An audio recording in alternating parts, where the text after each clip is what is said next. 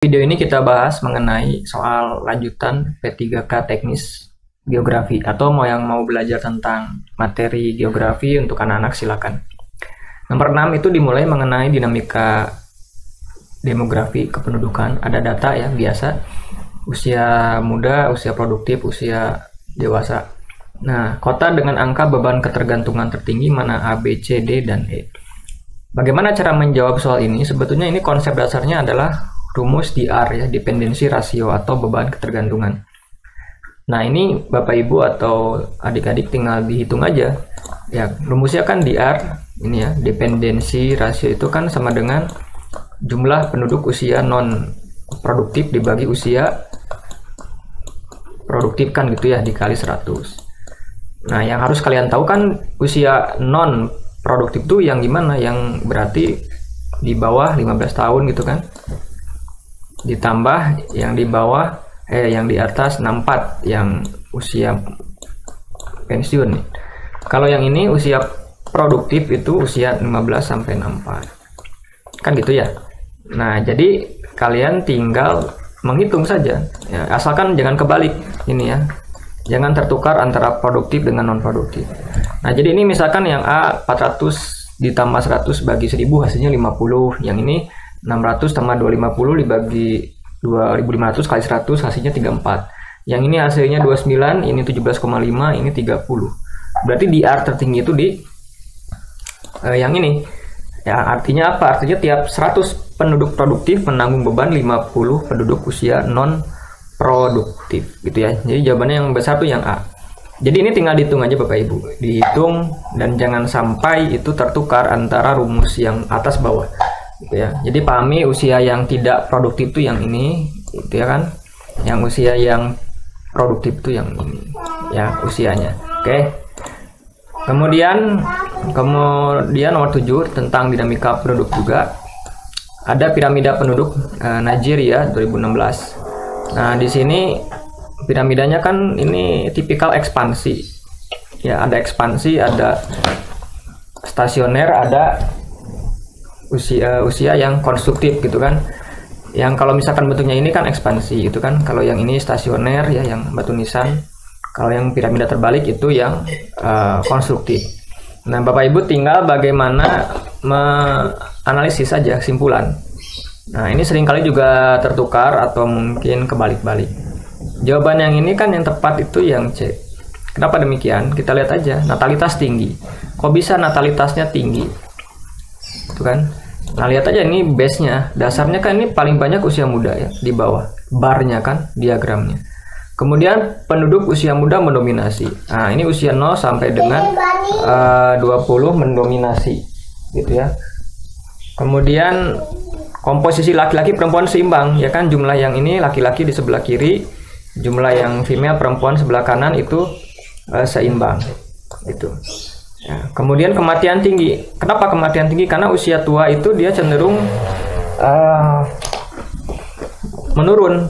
Ya, usia tuanya sedikit kan, makin banyak yang meninggal dunia di usia tua. Gitu. Nah, jadi ini piramida tipikal piramida berbentuk ekspansi. Jadi jawabannya yang C. Nanti kalau misalkan piramida penduduknya gantian yang stasioner ini tinggal dikaitkan aja, berarti ini stabil kan. Berarti jumlah kelahirannya tidak tinggi gitu kan, kemudian usia dewasa mendominasi gitu ya. Lihat aja diagram ininya, barnya gitu kan. Oke. Kemudian nomor selanjutnya, nomor 8, fenomena tsunami sering terjadi pada wilayah pedosfer, kerak samudra, benua, astenosfer, barisfer. Nah, tsunami itu kan fenomena gelombang ya. Nah, tsunami kita lihat proses.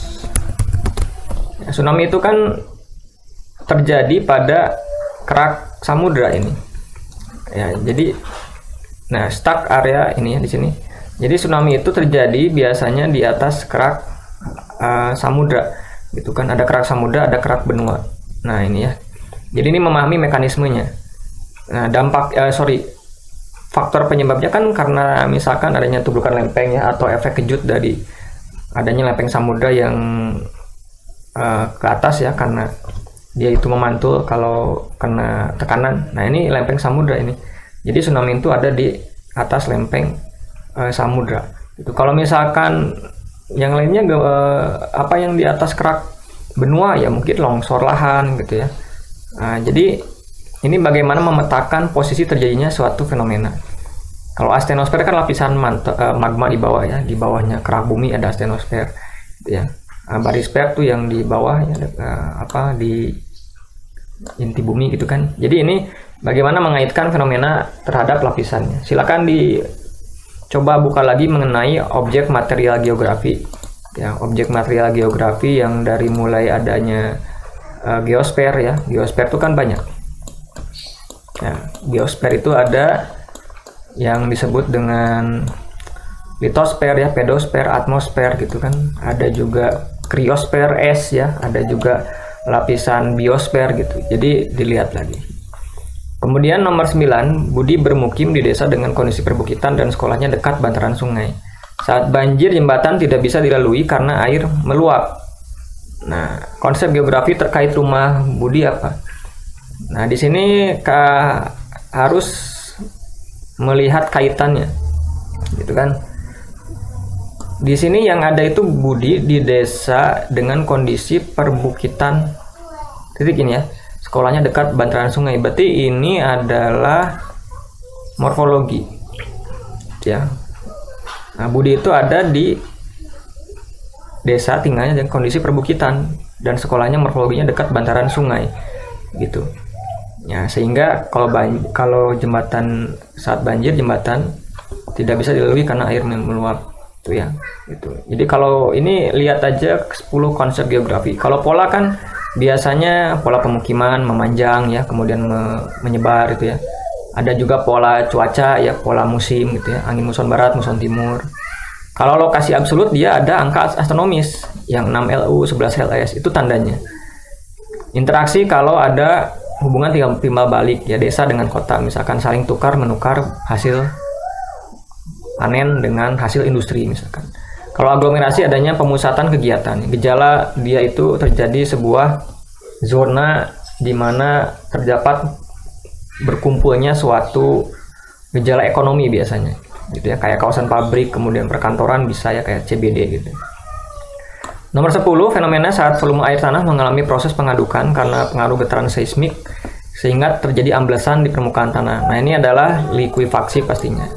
Ya, nah, likuifaksi itu kan fenomena yang jarang, tapi ini kalau sekalinya terjadi maka bisa menghancurkan semuanya. Ini kayak di Palu ya, karena struktur tanahnya tanah tipikal sedimen, kemudian banyak air di bawahnya. Ketika gempa Palu maka semuanya jadi tenggelam, tanahnya jadi kayak bubur semua ya, sehingga semuanya hancur ya. Makanya ini sangat rapuh sekali, fondasi bangunan juga tidak bisa menahan karena di bawahnya air mengaduk dengan tanah sehingga ya hancur semua gitu. Ini kan butiran halus ya, tanah sedimen. Ini namanya likuifaksi. Silakan nanti dipahami lagi tentang jenis-jenis tekstur tanah yang menyebabkan likuifaksi. Ya. Oke, silakan nanti dibaca-baca lagi. Kalau di blog saya silakan di Guru Geografi. Kalau mau cek buku-buku P3K silakan aja buka TikTok saya, ada di keranjang kuning. Oke.